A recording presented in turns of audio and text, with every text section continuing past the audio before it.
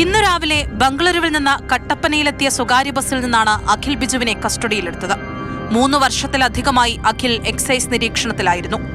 രഹസ്യവിവരത്തെ തുടർന്ന് പുളിയൻമലയിൽ ബസ് എത്തിയപ്പോൾ മുതൽ ബസ്സിനെ എക്സൈസ് പിന്തുടർന്നു. പാറക്കടവിൽ വെച്ച് അഖിൽ കസ്റ്റഡിയിലായി.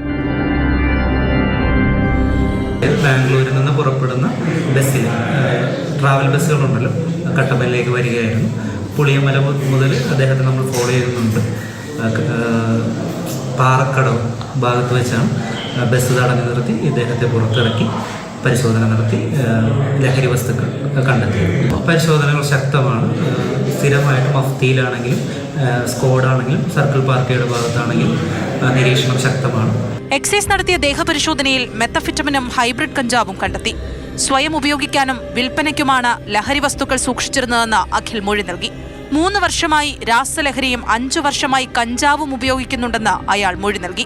പിടിയിലായ അഖിൽ ബംഗളൂരുവിൽ മൊബൈൽ ടെക്നീഷ്യനായി ജോലി ചെയ്യുകയാണ്. പ്രതിയെ കോടതിയിൽ ഹാജരാക്കി.